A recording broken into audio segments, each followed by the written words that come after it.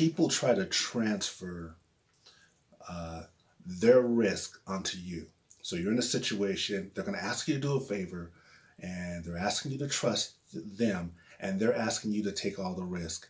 And at that point, when they ask you to take all the risk, they're transferring their risk onto you. So what I'm talking about today is be careful when you're in those situations. And I'll give you a small example. It was a few years ago. I was in a car accident. It wasn't a serious car accident. Somebody had rear-ended me. There wasn't even a lot of damage to my car when he rear-ended me. But we pulled over, we're talking, and he's a nice guy.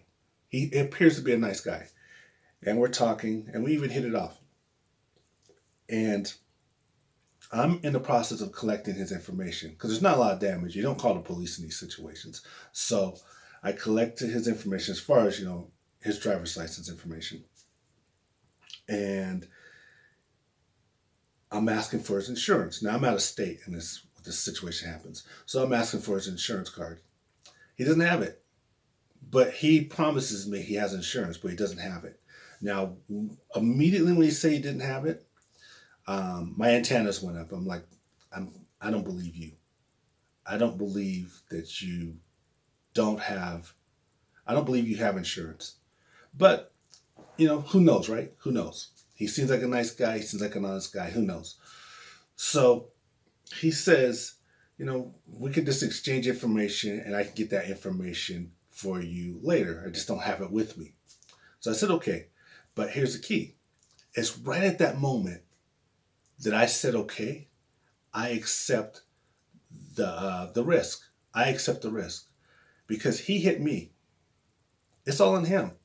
He's got to pay for it. He's got to come up with his insurance card. It's all on him. But when he said, he'll give me his phone number, we'll talk later, and we're going to leave the scene.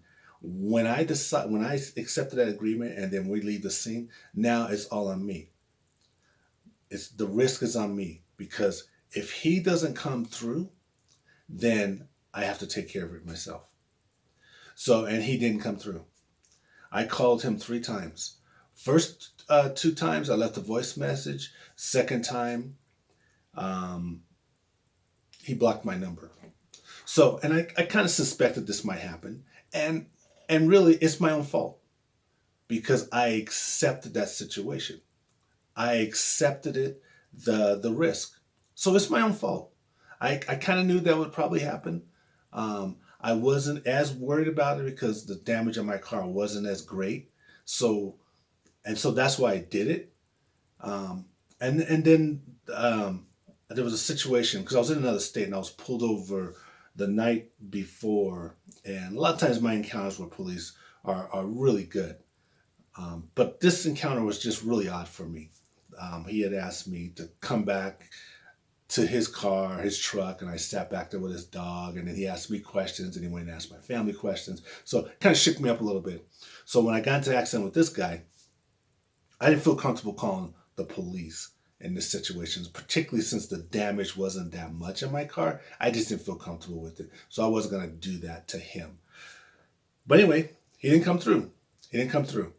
So that's what I'm just saying to you. You got to, when even as nice as people appear to be or the promises that they're making to you, you just got to think twice before you put yourself at risk for them in those situations.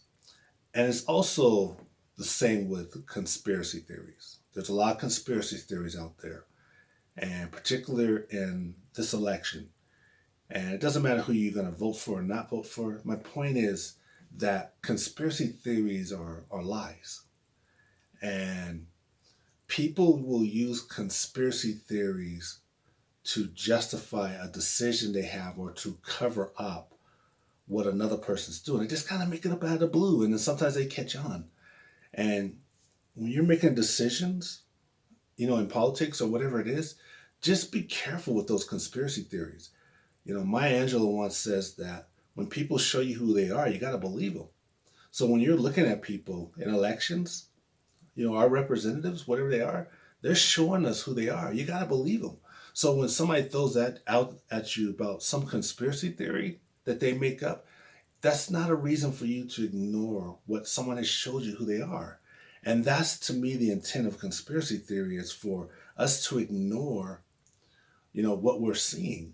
And that's something that we can't do. So be very careful in those situations too. And I'll talk to you all soon.